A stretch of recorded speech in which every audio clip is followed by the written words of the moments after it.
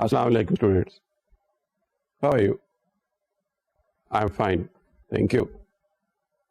Well, it was very interesting last time when we were talking about the advent of photography. Photography means something great to common people. They had a very different mind than when the photography was there, to have images of family, landscape, and people were having scrapbooks or having views from all around the world.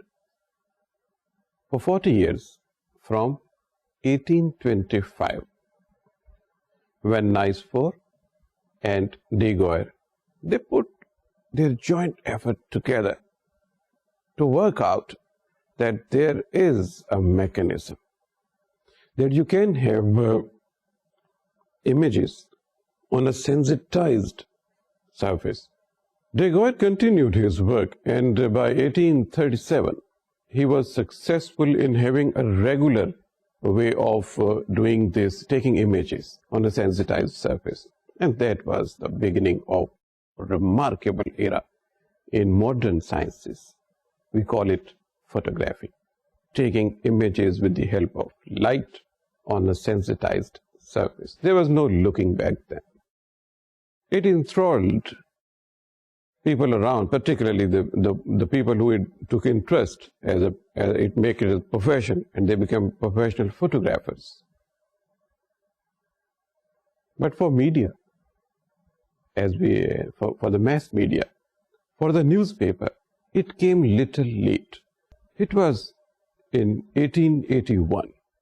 By that time, there was quite a development in different areas of photography. There were different materials discovered, worked out, which could sensitize a surface.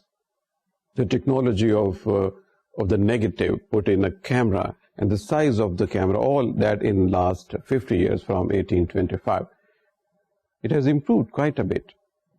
But by the time it was 1881, the process of half-tone was discovered. That is, between negative and a positive, you have a half-tone. You have a positive, actually, but on the celluloid film, just as you have a negative over there.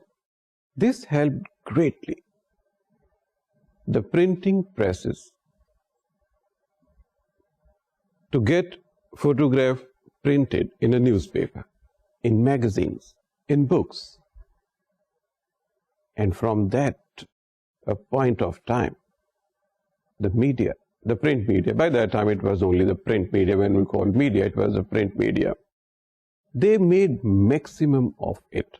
As we were talking about William Jackson, in the last decade of 19th century, Mr. Jackson, who was working outside in New York, he found a place outside New York, abandoned and in a miserable condition. He took photographs of the area, and those photographs were so telling about the misery over there that the American Congress had to do a legislation to convert that area, Yellowstone area, into a recreational park for the people. That was the strength of photography. There was a popular saying, in all of you know, one good photograph is equal to 1,000 words. To me, it's more than that. Because a photograph, a still image, covers many barriers which language cannot cover. It's not a case of only converting image into words or find a parallel of a word. For instance, if you do not understand Italian and you are in Italy, you find a paper telling you that there has been a rail accident in the northern part of the country. There's no picture. You are there as a tourist. You do not understand Italian. If the newspaper is there in front of you, you would not understand anything. In fact, it's written over there that tourists are told not to go in the northern part of the country. They would not find a conveyance. They would face inconvenience because of this accident. But if there is no photograph, totally ignorant about the situation. If I find a photograph, telling photograph, rail accident, head-on collision, I would go to inquire, what is it? And then I would find that it had happened in the northern part of the country and I should not go there in these circumstances. So a photograph communicates a lot. As in mass communication, we believe that photographs in fact communicating not less than what the text is communicating to the readers. یہ اس کی strength تھی photography کی, اس کے اوپر ہم نے بات کی. پھر اس کے بعد there was no dearth of using the still photographs. پھر کیمرہ رول آ گیا, آپ جیسے بات ہوئی تھی, پھر 35mm کا کیمرہ آ گیا, that was 1925. لیکن یہ سارا بلیک اینڈ وائٹ تھا. کلرڈ فوٹوگرافی تو شروع ہوئی سیکنڈ ورلڈ وار کے بعد, آپ کو کچھ اس کا آئیڈیا ہوگا. یہ بات تھی 1942 کی. تھوڑی سی اور بھی ڈیولپمنٹ ہوئی فوٹوگرافی میں, پولرائڈ کیمراز آگے. اس میں کیا تھا, اس میں آپ کو اس لینتھی پروسیس سے نہیں گزرنا ہوتا کہ آپ نے ایک چیز شارٹ کی, اس کا ایک نیگیٹو بنا, پھر آپ نے اس کو کیمیکل پروسیس میں ڈال دیا, پھر اس کا ایک پازیٹیو بنے گا. وہ take time. But in Polaroid camera you just get a print out, وہی نیگیٹو وہی positive. It is a matter of minutes. But that came in 1947, quite late than the colored photography or the colored slides. But till first quarter and a fair part of the second quarter as well, the photography was confined to what you these days do not like, perhaps, black and white. In the beginning, the television was black and white. But photography was essential because there was no color technology discovered by that time. But still, in these black and white images, photographers were doing a miracle. And we quoted one example. It's not case of only Yellowstone area outside New York.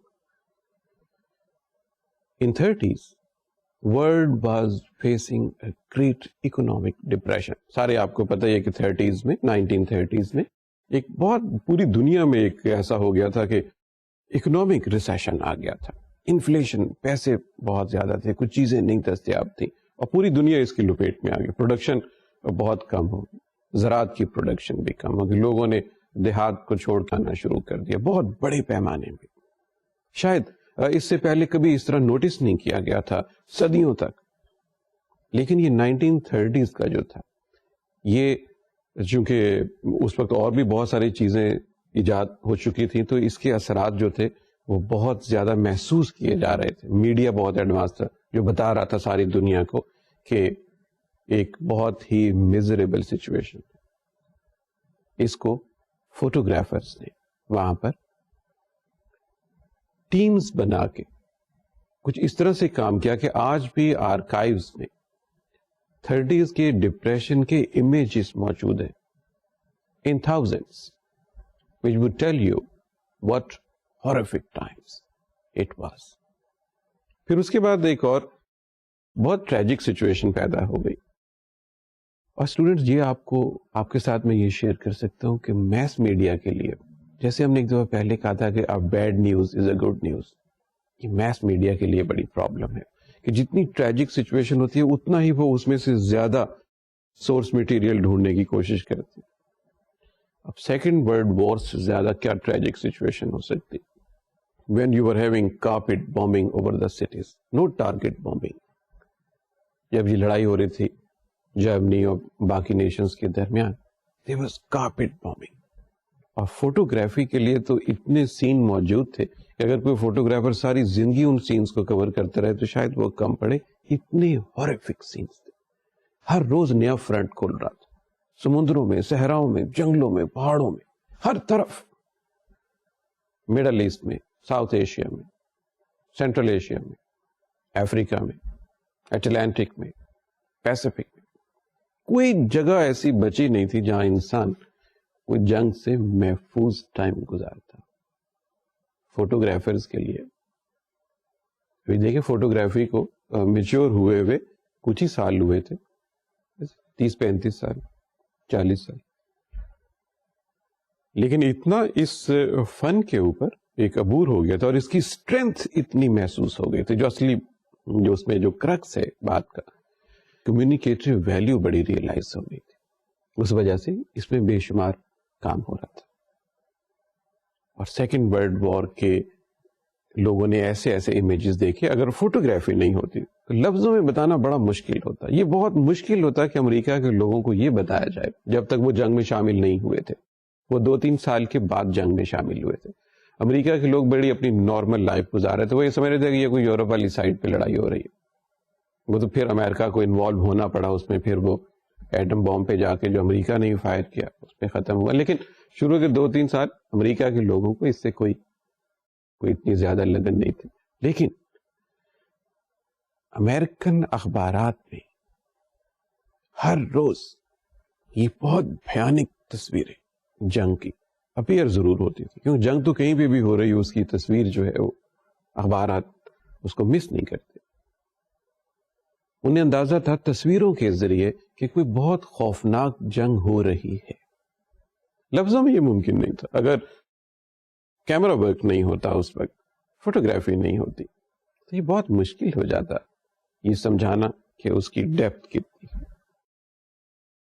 سارے شہروں کے شہر اجڑ گئے, ruins کھنڈرات میں بدل گئے. وہ والے شہر جن کو امریکن لوگوں نے پہلی تصویروں میں دیکھا ہوا تھا, بڑے بارونق شہر تصویروں میں, اور پھر انہی شہروں کو وہ دیکھ رہے ہیں کہ وہ بالکل کھنڈرات میں روئنز بدل گئے. فوٹوگرافی کی اسٹرینتھ اکنالج کی گئی. اور میس میڈیا میں جیسے ہم بات کرتے ہیں, ہم تو میس میڈیا کے حوالے سے اس کو دیکھتے ہیں کہ ایک فوٹوگرافی کا عنصر جب آیا, یا اسٹل فوٹوگرافی کی بات ہے یہاں تک, تو میس میڈیا میں اس کا بہت استعمال ہوا. صرف یہ ڈارکر سائڈ ہی نہیں ہے کہ آپ یہ سمجھیں گے صحیح ہے تو بالکل ہی فوٹوگرافی شاید بنی اس لیے تھی کہ زندگی کی ٹریجڈی کو ہائی لائٹ کیا جائے, ایسا نہیں.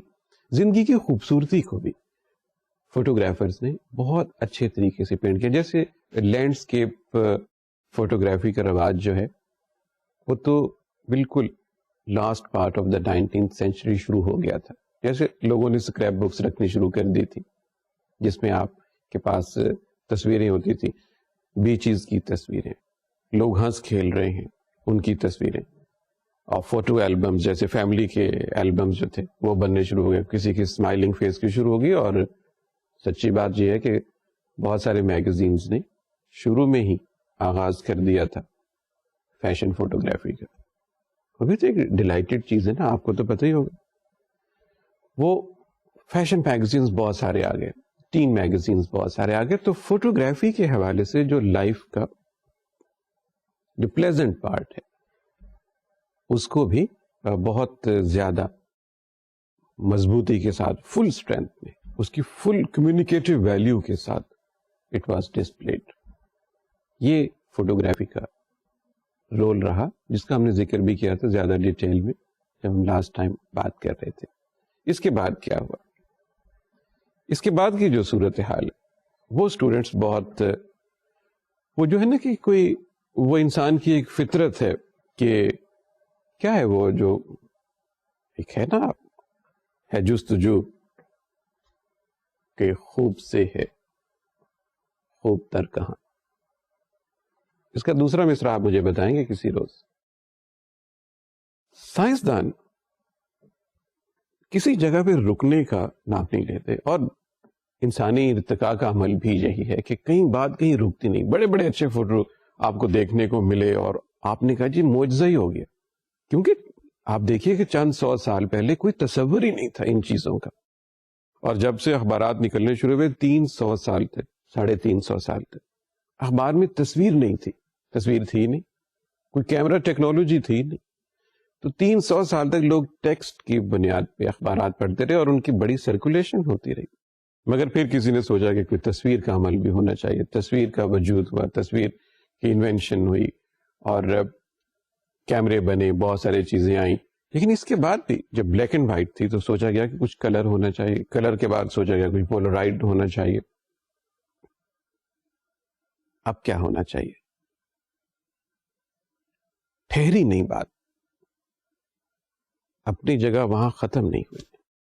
اب ایک اور کام, لاسٹ کوارٹر میں ہی 19th سینچری کے, جیسے ہم نے ذکر کیا تھا ایک مے برج, یہ وہ لوگ تھے جو اسٹاپ ایکشن, جب کیمرہ ورک بہت سارا ہو گیا تو اس میں پھر بہت سارے کریٹو کام ہونے شروع ہو گئے, کھیل تماشے کی حد تک ہی صحیح لیکن کریٹو کام ہونے شروع ہو گئے. یہ 4-5 کیمرہ لوگ تھے لیڈ بائی دس مے برج. یہ کیا کرتے تھے؟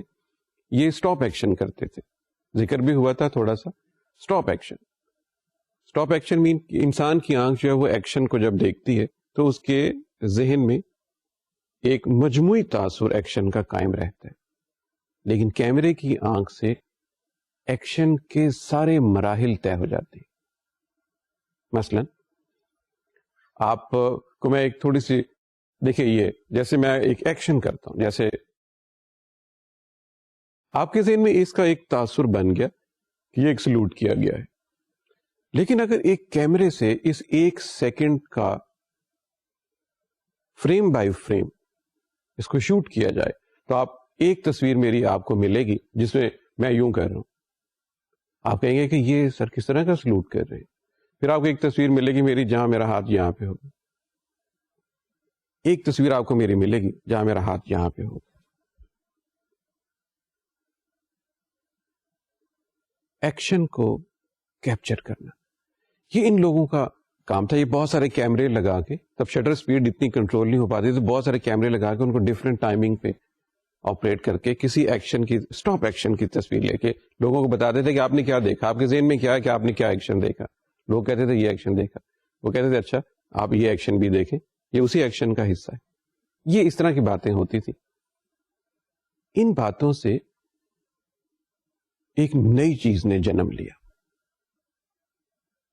جب اسٹاپ ایکشن کی بات سامنے آئی اور پتا چلا کہ کیمرہ ایک ایسا ایکشن لے سکتا ہے, کیپچر کر سکتا ہے جو انسانی آنکھ یا تو اس کی متحمل نہیں ہے, اس کو افورڈ نہیں کر سکتی, اور انسانی ذہن میں وہ امیج نہیں بیٹھ سکتا. You can't have that image settle in your mind what camera can take. This was what the result of this activity of stop action pictures. اسی دوران جو بہت انٹرسٹنگ واقعہ ہے تو ذرا پرانا سا, کوئی 1870 کے لگ بھگ کا ایک واقعہ ہے. انہی دنوں جب یہ اسٹاپ ایکشن تصویروں کی بات ہوتی تھی, کچھ لوگوں میں ایک شرط لگ گئی کہ جب گھوڑا بھاگتا ہے تو کیا گھوڑا اس طرح سے بھاگتا ہے کہ اس کے اگلے 2 پاؤں زمین پہ ہوں, پچھلے 2 پاؤں ہوا میں ہوں, پھر اگلے 2 پاؤں ہوا میں ہوں, پچھلے پاؤں جو ہیں وہ زمین پہ ہوں, یعنی اس کے 2 پاؤں زمین پہ ہوتی ہیں اور 2 ہوا میں ہوتی ہیں. گھوڑا اس طرح بھاگتا ہے. کچھ لوگوں نے کہا کہ ایسا نہیں ہے. خیال یہ ہے کہ ایک سٹیج ایسی بھی آتی ہے جب گھوڑے کے 4 پاؤں ہوا میں ہوتے ہیں. بڑی بحث ہوتی رہی. فیصلہ آخر اس کا فوٹوگرافرز نہیں کرنا تھا. طے ہوا کہ یہ ثابت کیا جائے کہ کون صحیح ہے کون نہیں. $25,000 کی شرط تھی اس زمانے. طے ہوا جی کہ یہ بات ثابت کی جائے گی کہ اصل چیز کیا ہے. آپ اس وقت سلائیڈ پہ یہ دیکھ بھی سکتے. گھوڑے کو بھاگتے ہوئے کی سائیڈ سے تصویریں لی گئی اسٹاپ ایکشن والے فارمولے سے, اور یہ ثابت ہو گیا ایک تصویر میں کہ ایک لمحہ ایسا آیا, سیکنڈ کا ایک فریکشن ایسا آیا جب گھوڑے کے 4 پاؤں ہوا میں تھے. Isn't it so interesting? بات تو معمولی, شرط وہ جیت گئے جنہوں نے کہا جی کہ ایک سٹیج پہ گھوڑے کے 4 پاؤں ہوا میں ہوتے. انہوں نے اس کی تصویر دکھا دی کہ یہ تصویر ہے. انسانی آنکھ اتنی تیزی سے اس کو فالو نہیں کر سکتی جو کیمرے کی ایجاد سے بات ہے. میں اس کو ریلیٹ کر دوں. اسٹوڈنٹ ہم بات کرتے ہیں میس کمیونیکیشن کی, ہم پہلے پرنٹ میڈیا کی بہت دیر بات کرتے رہے. پرنٹ میڈیا کے بعد جو اگلا فیز تھا پرنٹ میڈیا کے بعد اس کی ہم بات کرتے ہیں. ہم فوٹوگرافی سے ہم نے اس کو شروع کیا ہے. ہم لوگ الیکٹرانک میڈیا کی بات کریں گے, مگر یہ فوٹوگرافی سے ہی اس ساری چیز کی شروعات ہوئی. اور جو بات تھی وہ فوٹوگرافی سے بڑھ کے دوسرے ایریاز میں انٹر ہوئی, اور آج جس دور میں ہم ہیں اس میں ہم یہ بھول نہیں سکتے کہ اس ساری چیز کی ابتدا جو ہے فوٹوگرافی سے ہوئی. تو ہم بات کر رہے ہیں کہ یہ ثابت ہو گیا ایک اسٹیج پہ گھوڑے کے چاروں پاؤں جو ہیں they were in the air. The horse was airborne for a while, fraction of a second. That was proved by Maybridge and his companions. And they won the bet of $25,000 way back in the last quarter of the 19th century. But this just winning a bet, it led to a tremendous innovation in the history of pictures, motion pictures, films, cinema, television, internet, and what not. اب دیکھیے ٹھہرتی ہے جا کر نظر کہاں, ابھی تو کچھ نہیں پتا, بات چلتی ہی جا رہی.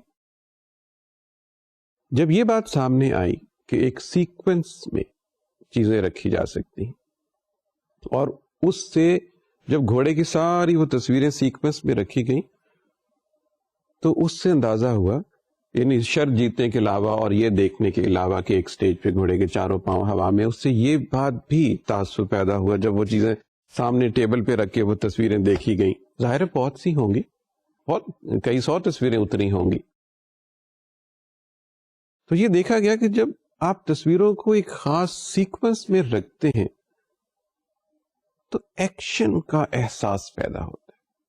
تو تب سے جو فوٹوگرافی اور جو اس ایریا کے سائنٹسٹ تھے انہوں نے یہ سوچنا شروع کر دیا کہ یہ ممکن ہے کہ امیجز کو اگر لائن میں رکھا جائے, کسی ایکشن کے امیجز کو, اور سٹل ہوں بے شک وہ, تو یہ ایلیوژن, یہ تاثر قائم کیا جا سکتا ہے کہ کوئی ایکشن ہو رہا ہے. اس کی بیس پہ سائنٹسٹ نے سوچنا شروع کر دیا, اور آہستہ آہستہ وہ اس نتیجے پہ پہنچے کہ تصویروں کے ایک سیکوینس سے یہ ممکن ہے کہ آپ ایک موشن پکچر کا تصور پیدا کر سکیں. موشن پکچر کے حوالے سے تو آپ جانتے ہیں موشن پکچر سے مراد یہی ہے جسے ہم عام فہم زبان میں مووی کے حوالے سے کہہ دیتے ہیں.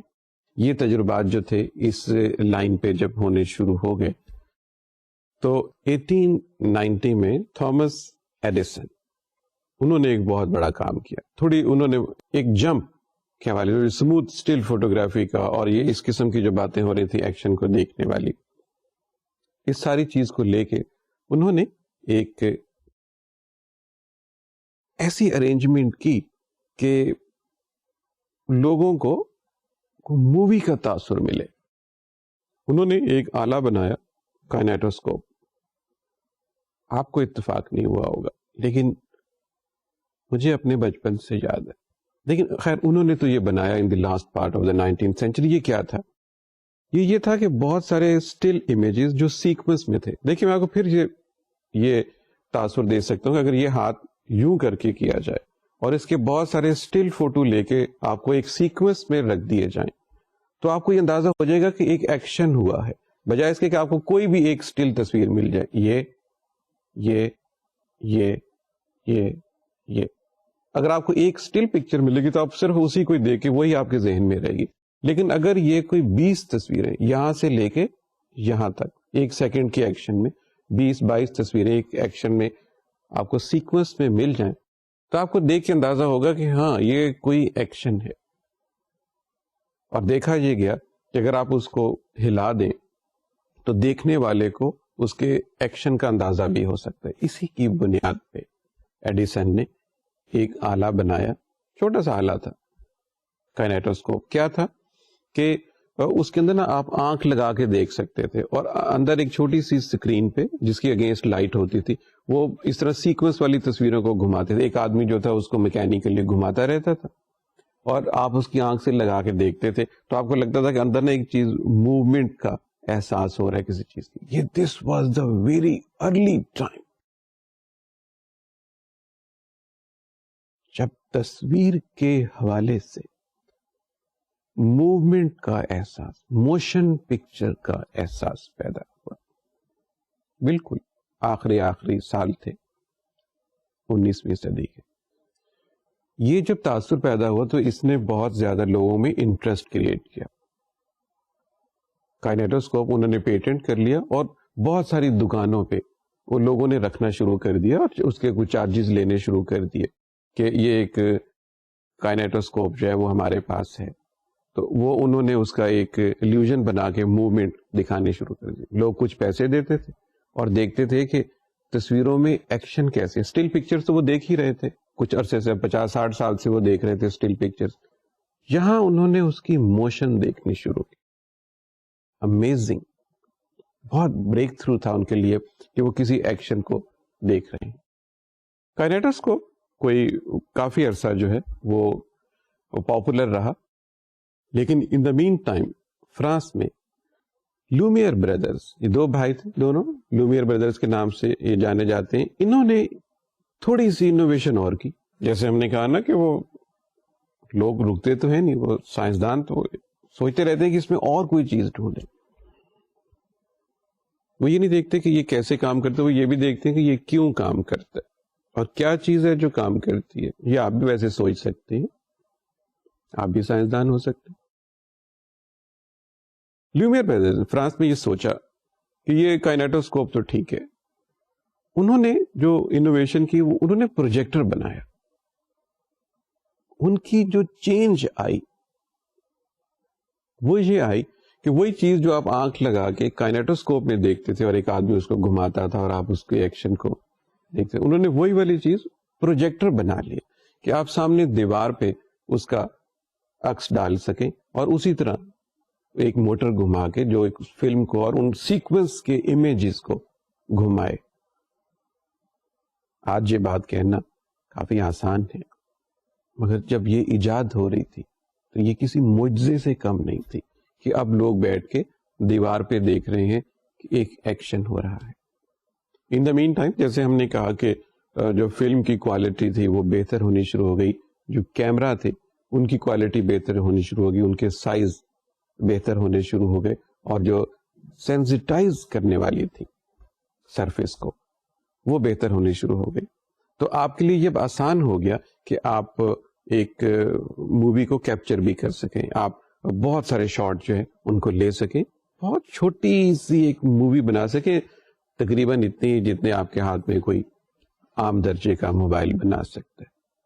یہ موبائل ویسے تھوڑی زیادہ ہی بنا لیتے, بس وہ اتنی تھوڑی سی کیپیسٹی اس کی ہوگی, بس اسی کو وہ بناتے تھے اور اسی کو ہی پروسیس کر کے پھر وہ اپنے پروجیکٹر پہ چلا دیتے.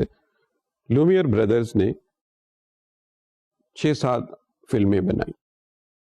فلمیں کیا تھیں, بس جو زندگی کے ایکشن تھے وہ انہوں نے کیپچر کیے. جیسے ریل آ رہی ہے آپ کی طرف, جیسے بازار میں لوگ حرکت کر رہے ہیں, اس کے سیکوینس کے حساب سے انہوں نے 1895 میں انہوں نے یہ اپنی ڈیمونسٹریشن کی, اور وہ جو انہوں نے اپنا ایک ڈیوائس بنایا پروجیکٹر کا, اس کو انہوں نے کہا سینماٹوگراف. آج بھی یہ لفظ پاپولر ہے, سینماٹوگرافی. اس پورے پروسیس کو کہتے ہیں جس کے تھرو آپ فلم چلاتے ہیں سینما میں اور وہ پروجیکٹر کے ذریعے پوری اسکرین پہ آتی ہے. انہوں نے یہ بنایا سینماٹوگراف 1895 میں. ان دا مین ٹائم یونائٹیڈ اسٹیٹ میں بھی اس سے ملتی جلتی چیزیں جو تھیں وہ بننی شروع ہو گئی.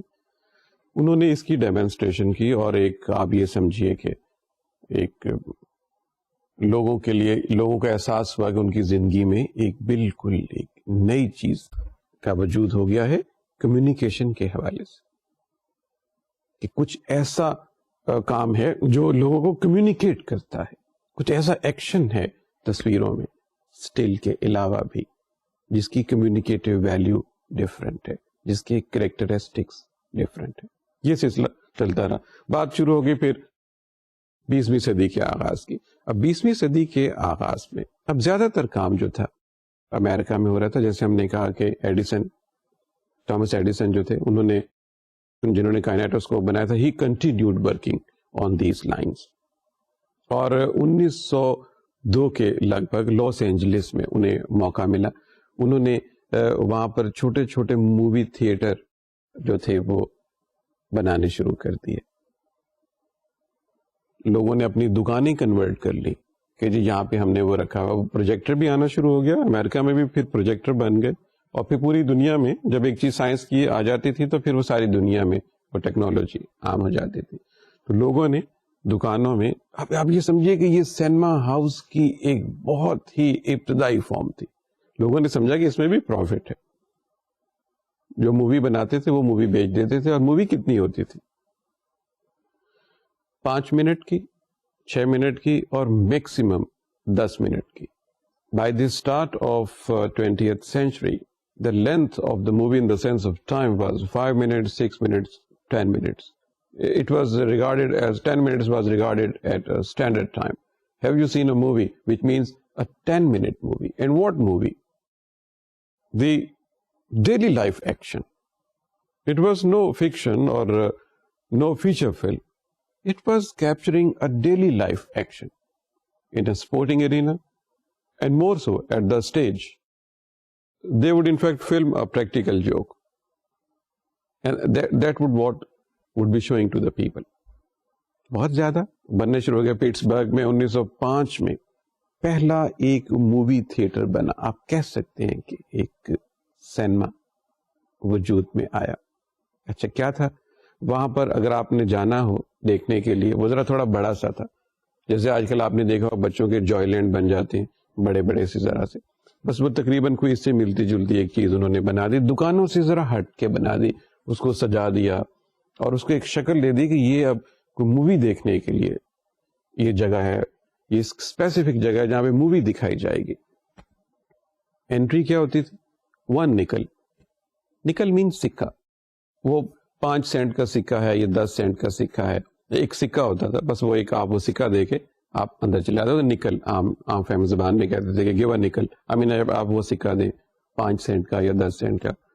اسی حوالے سے ان سینماؤں کا, اور اس طرح کے جو سینما تھے ان کا نام بن گیا نیکولوڈین. اور نیکولوڈین بہت عرصہ تک جو ہے وہ ایک کامن نام رہا ایسے تھیٹر ہاؤسز کا جہاں پر آپ ایک سکہ دے کے جا کے فلم دیکھ سکتے تھے. کرنسی کا جو سکہ تھا اس حوالے سے آپ ان کو دیکھ سکتے تھے. اب ایڈیسن نے یہ کیا, جو اس کا ٹائم گزرا اور انہوں نے یہ زیادہ فلمیں انہوں نے دیکھی, اس میں تو خاصا بزنس ہے اور اس میں تو people are taking lot of interest. انہوں نے کیا کیا, بائی 1909, اب آپ دیکھیں کتنے شروع کا زمانہ ہے, 20ویں صدی کے ابھی پہلے 10 سال بھی پورے نہیں ہوئے, انہوں نے اس کو پیٹنٹ کر لیا. پیٹنٹ سے مراد یہ ہوتی کہ انہوں نے اس کو اپنے نام رجسٹر کروا لیا. اب یہ کہ وہ کام یہی کریں گے اور لوگ نہیں کریں گے, کیونکہ کئی لوگ مووی بنانا شروع ہو گئے تھے. کام تو کیا تھا انہوں نے, کائنیٹوسکوپ تو انہوں نے بنایا ایڈیسن نے, اور اس کے اندر جو کام ہو رہا تھا وہ یہ کر رہے تھے ایز اے سائنٹسٹ بھی, اور پھر اس کے بعد اس کا بزنس بھی کر رہے تھے. انہوں نے دیکھا کہ اور لوگوں نے بھی یہ کام شروع کر دیا, انہوں نے اپنے نام اس کو رجسٹر کروا لیا. وی کال اٹ کہ انہوں نے اس کے اپنا پیٹنٹ کر لیا. اب جب پیٹنٹ ہو گیا تو دوسرے لوگوں کے لیے یہ ممکن نہیں تھا کہ وہ یہ کام جاری رکھیں, کیونکہ پھر وہ پکڑے جاتے تھے, یا تو وہ بھی پیٹنٹ کرواتے یا رجسٹریشن کرواتے, وہ پھر پکڑے جاتے. تو لوگوں نے آہستہ آہستہ لاس اینجلس سے باہر جانا شروع کر دیا کہ یہاں تو وہ اب پیٹنٹ ہو گیا, اب تو صرف ایڈیسن صاحب جو ہیں انہی کے ہی حوالے سے یہ سارا کام ہو سکتا ہے. تو وہ باہر جانا شروع ہو گئے. جب باہر نکلے تو لاس اینجلس کے سبربس میں انہوں نے یہ کام شروع کیا. اسی ایکٹیویٹی کے دوران جو گڑھ بنا 3-4 سال میں, یعنی 1913 میں ایک گڑھ بن گیا لاس اینجلس سے باہر, جہاں یہ سارے لوگ اکٹھے ہو کے اپنے طور پہ فلم بنا کے اور فلم پھر شہر میں جا کے بیچ آتے تھے. اس جگہ کا نام اسٹوڈنٹس اتنا پاپولر ہوا کہ فلم ورلڈ میں اس سے زیادہ کوئی مقام پاپولر ہو نہیں سکا. اس کا نام تھا ہالی ووڈ. یہ سارے وہ لوگ تھے جو ایڈیسن کے پیٹنٹ کے بعد باہر نکلے اور اپنے طور پہ فلمیں بناتے رہے, کیونکہ وہ اس کی کاسٹ افورڈ نہیں کر سکتے تھے پیٹنٹ کی اور باقی چیزوں کی. وہ ایک جگہ اکٹھے ہو گئے. یہ ایسے ہی نا کہ کراچی میں کسی چیز کے بارے میں ایسا ہو جائے اور لوگ کہیں کہ اچھا چلے ہم جا کے ٹھٹھا میں کام شروع کرتے ہیں, وہاں کوئی نہیں پکڑتا ہمیں اس کام سے. کچھ اس قسم کا ہی واقعہ ہوا. پھر وہ ایک مقام پہ, ذرا بڑا پلیزنٹ مقام ہے کیلف, ذرا پہاڑی سا مقام بھی ہے, خوبصورت جگہ تھی, وہاں یہ سارے لوگوں نے اکٹھا ہو کے کام کرنا شروع کر دیا. اور 1913 دیکھیں 1909 میں انہوں نے پیٹنٹ کروایا اور 1913 تک یہ ہالی ووڈ دنیا میں جانا جانے لگا کہ یہاں فلمیں بناتے ہیں لوگ. فلم چاہیے ہالی ووڈ چلے جاؤ, وہاں کوئی مل جائے گا, وہ آپ کو فلم بنا دے گا. تو اس طرح ہالی ووڈ کا جو کام تھا وہ چلنا شروع ہو گیا. اچھا بائی دس ٹائم جب شروع میں یہ ہوا, جو فلمیں بننے شروع ہوئی, چھوٹی چھوٹی فلمیں بننے شروع ہوئی, تو اسٹارڈم کوئی نہیں تھا, مطلب کوئی اسٹار ویلیو نہیں تھی. کچھ ایسا نہیں تھا کہ کوئی ہیرو ہے اور ہیرو کے حوالے سے بات ہو رہی ہے. کچھ ایسا نہیں تھا. کیا تھا؟ فرض کریں کہ کوئی ٹوتھ پیسٹ کا ایڈ ہے اور اس کے ساتھ کوئی لڑکی آئی ہے, اس کی کوئی فلم چلی ہے, کمرشل فلم بنی ہے, تو پیپل وڈ جنرلی سے کہ well that toothpaste girl, وہ اس طرح سے اس کی بات ہوتی تھی. اس لڑکی کا اپنا نام, یا اگر کوئی لڑکا ہے تو اس کے اپنے نام کو کوئی نہیں جانتا تھا. شروع کی بہت ساری فلمیں جو تھیں وہ اس حوالے سے بنتی تھیں کہ آپ کسی اسٹار کے نام سے اتنے آشنا نہیں ہوتے تھے. اور فلموں کا سائز بہت مختصر ہوتا تھا.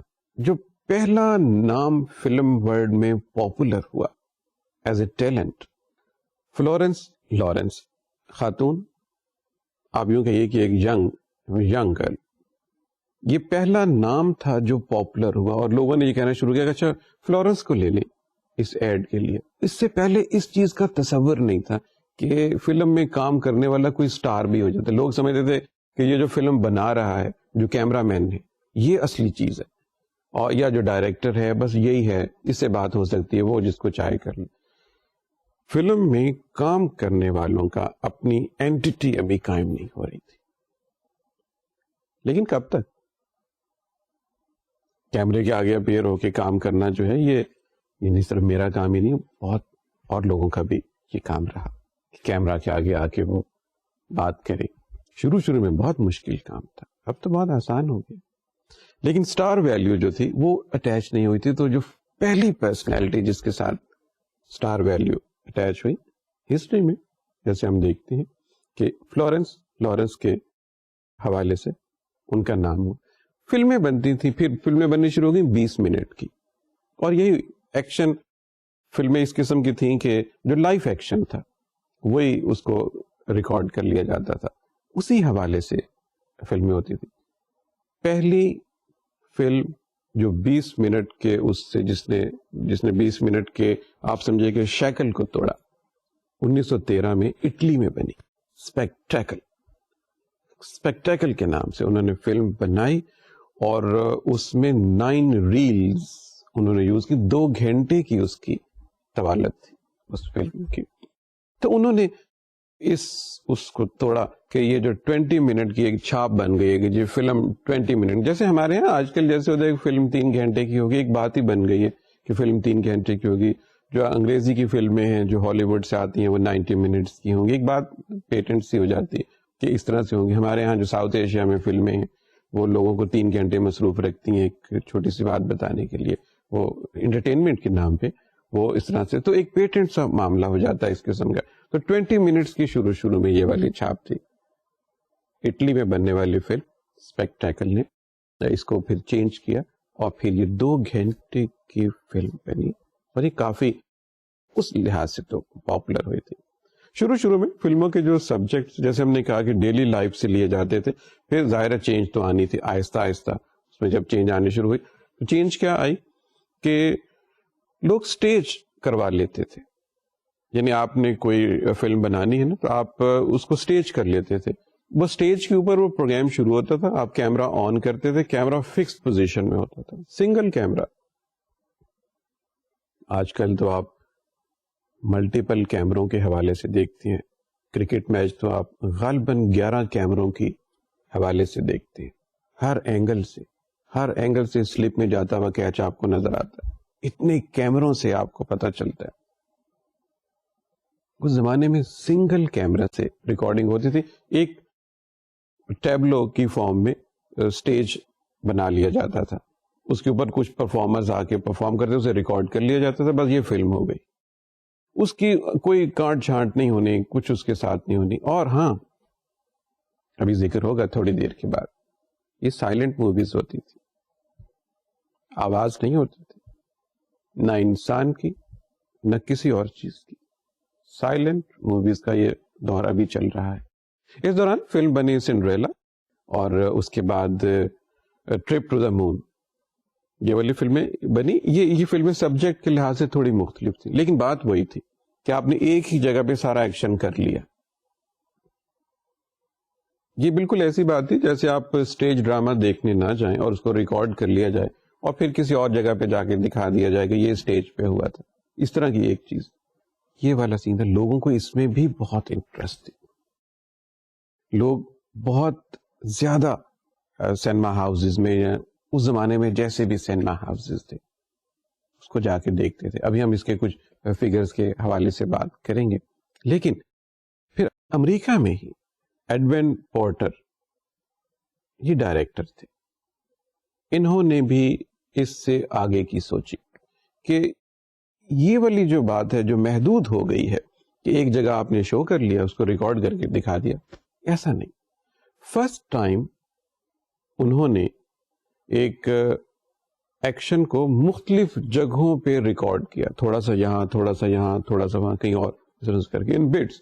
He recorded, he took a storyline, and recorded different parts of the story at different points, because he believed, and he was the first to believe, Mr. Edwin Porter, that films taken at different points and at different times can be cut, can be edited, and can be joined to give an impression of a cohesive story.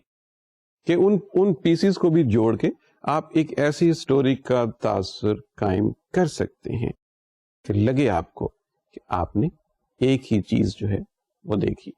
سلسلہ بڑھتا گیا فلموں کا, communication ہوتے گئے, اور اب آپ یہ دیکھیے کہ اسٹل فوٹوگرافی سے ہلکے موشن پکچر میں آیا. موشن پکچرز نے تھوڑا سا ڈیولپ کیا, پھر سینما ہاؤسز کا وجود آیا, پھر فلم کے سبجیکٹ میٹر چینج ہونے شروع ہوئے, تو پھر یہ میس کمیونیکیشن کا ایک بہت ریگولر فیچر بن گیا. اب فلم جو تھی, جس طرح ہم نے میس کمیونیکیشن کے بارے میں بات کی تھی, اس کی ڈیفینیشن کو اگر ہم دیکھیں, ایک ایسی کمیونیکیشن وچ از میڈیٹیڈ, جس کے لیے آپ کو ایک ٹیکنالوجی چاہیے, اور جس میں جو آڈینس ہیں وہ ملٹیپل نمبر میں ہو, ہائی نمبر میں ہو, اور اس میں کوئی ایک گروپ نہیں ہو, کاسٹ, کریڈ, ریلیجن, نیشنلٹی, اس سے کلچرز کا ایک مکس ہو. This is what mass communication stand for. Film اس ڈیفینیشن کے حساب سے بالکل پورا اتر رہی. It fulfilled all requirements of this definition. A film was meant and is meant for any number of people, irrespective of their caste, creed, tribe, culture, religion. اس لحاظ سے film جو تھی وہ میسز کا حصہ بنی. اب جو چیز فلموں میں سامنے آئی in the first quarter of 20th century, اب فلم essentially 20th century کا حصہ بن گئی.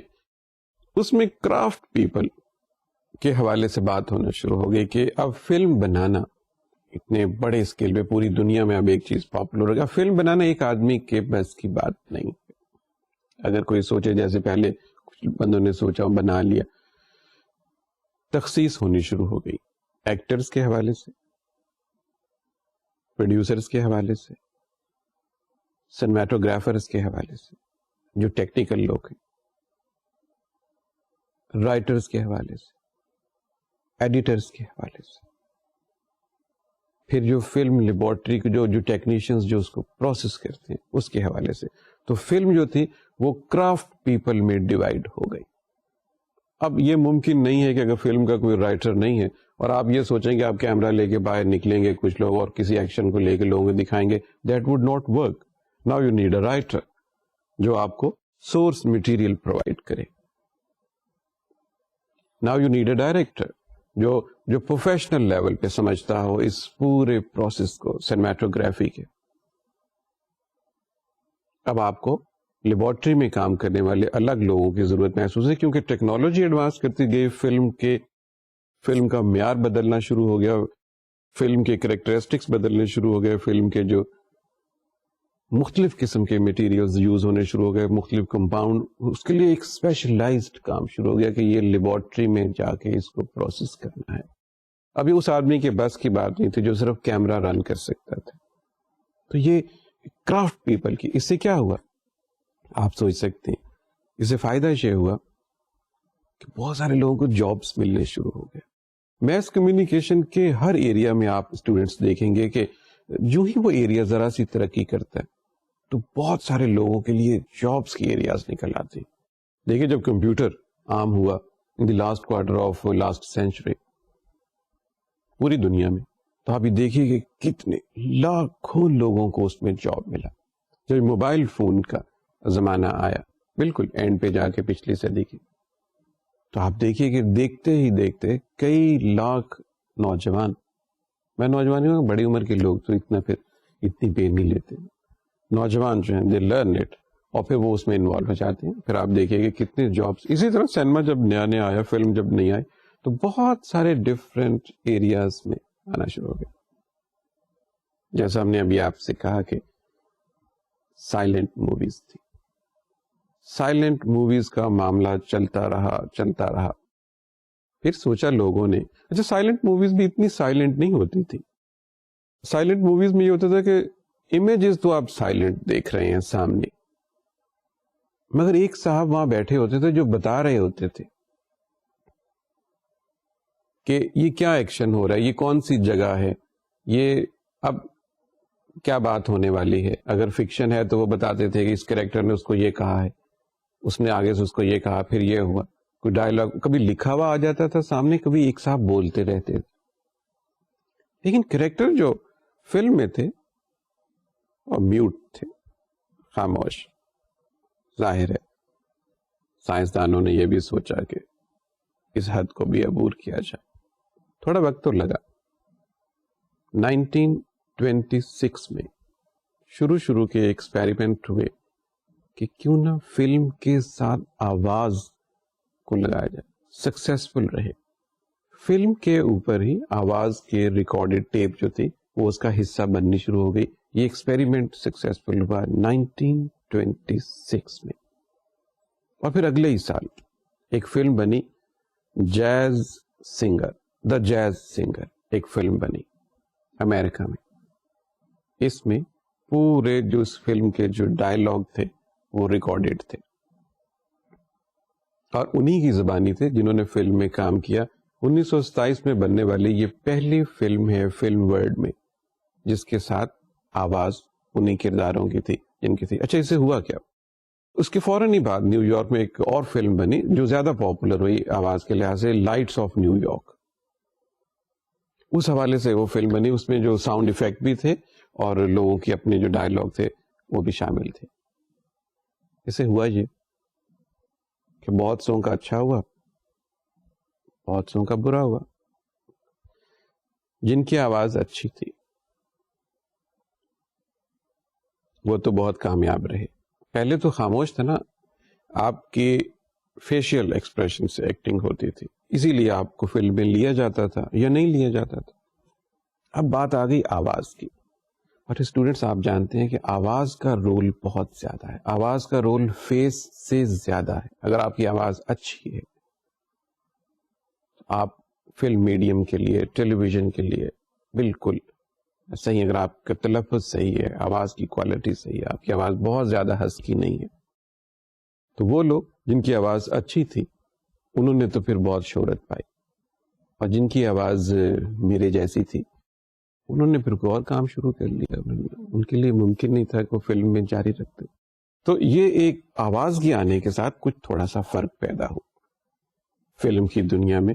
پھر آواز کے حوالے سے ٹریننگ شروع ہوئی. پھر جو لوگ فلم ورلڈ میں آتے تھے وہ اپنی آواز کو اس کی ٹریننگ کرتے تھے. پھر وہ ڈائلاگ ڈلیوری کی ٹریننگ کرتے تھے.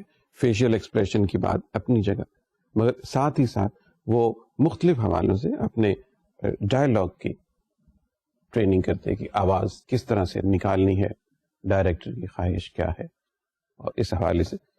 اور اس کے ساتھ ہی اسٹوڈنٹ جب یہ دور شروع ہوا جسے ہم کہتے ہیں ٹاکی فلم, ٹاکی, اور بہت سارے سینموں کے نام پھر اس طرح سے رکھے گئے کہ یہ سینما ٹاکی فلم دکھاتا ہے اور یہ سینما سائلنٹ فلم دکھاتا ہے. اس حوالے سے بات ہونی شروع ہو گئی. تو ٹاکی فلم کا پھر رواج شروع ہو گیا. پھر آہستہ آہستہ میوٹ فلمیں تو بالکل ہی ختم ہو گئی, اور ظاہر ہے لوگوں کا انٹرسٹ جو تھا وہ آواز والی فلموں میں زیادہ رہا. اچھا, 1927 میں ہی جب یہ ٹاکی فلموں کا رواج شروع ہوا تو motion pictures academy of arts and science, remember motion pictures academy of arts and sciences, یہ بنائی گئی فلمز کے حوالے سے امریکہ میں. ایک مقصد یہ تھا کہ اب چونکہ بہت سارے لوگ اس میں حصہ لیتے ہیں تو ان کو کچھ انعام بھی دینا چاہیے. یہ ہالی ووڈ میں, کیونکہ ہالی ووڈ ہی مرکز تھا جہاں پہ یہ سارا شروع میں ہو رہا تھا, انہوں نے ایوارڈ دینا شروع کیا. اب کیا نام رکھیں اس کا نام بس انہوں نے اکیڈمی ایوارڈ کہنا شروع کر دیا کہ اکیڈمی ایوارڈ ایکٹرز کے لیے, ڈائریکٹرز کے لیے, ٹیکنیشینز کے لیے, ایکٹرز کی ڈفرینٹ ایریاز کے لیے, رائٹرز مختلف ایریاز کے لیے, میوزیشینز کے لیے, ساروں کے لیے یہ آنا شروع ہو گیا.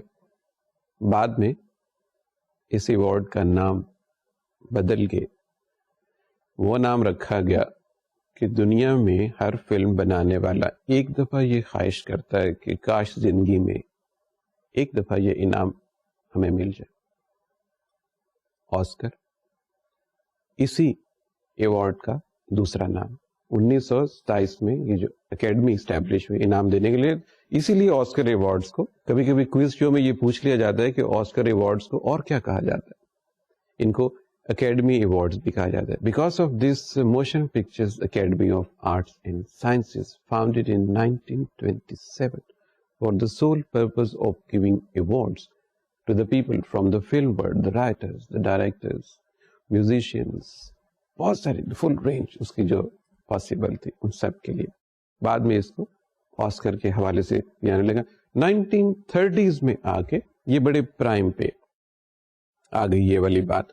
بہت فلمیں بننی شروع ہو گئی, پھر فلموں میں بہت انوویشن شروع ہو گئی. Mind you black and white فلمیں تھیں ابھی تک, فلمیں بننی شروع ہو گئی, اسٹوڈیوز بننے شروع ہو گئے, بڑے بڑے اسٹوڈیوز بننے شروع, انویسٹمنٹ آنا شروع ہو گئی because it was a great business. کچھ لوگوں نے بڑی شہرت پائی, ایکٹرز نے, Joan Crawford, Bette Davis, Katharine Hepburn, Barbara Stanwyck, William Powell, میرے تو بہت پسندیدہ رہے گریگوری پیک. آپ نے شاید انہیں نہیں دیکھا ہوگا, سیکنڈ ورلڈ وار کی فلموں کے حوالے سے وہ بہت پاپولر ہوئے. جین کیلی, یہ وہ ایکٹرز تھے اسٹوڈنٹس جنہوں نے بہت زیادہ پھر شہرت پائی.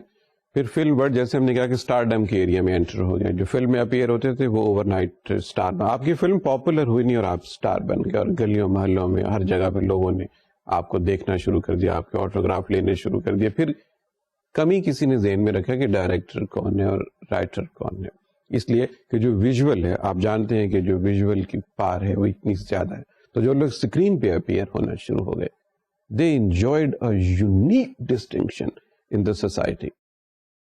اور اسٹار ڈم کا ایریا شروع ہو گیا. جو ہم نے کچھ نام لیے ہیں, یہ تو بہت تھوڑے نام ہیں, کافی زیادہ لوگوں نے اس میں شہرت پائی. کیا خواتین, کیا حضرات فلم میں آئے, ایک اچھا رول ہوا, پاپولر ہوئے, اور اسی حوالے سے ان کا نام ہوا, اور اسی حوالے سے ان کی بزنس ویلیو بھی بنی, آبویسلی بنی.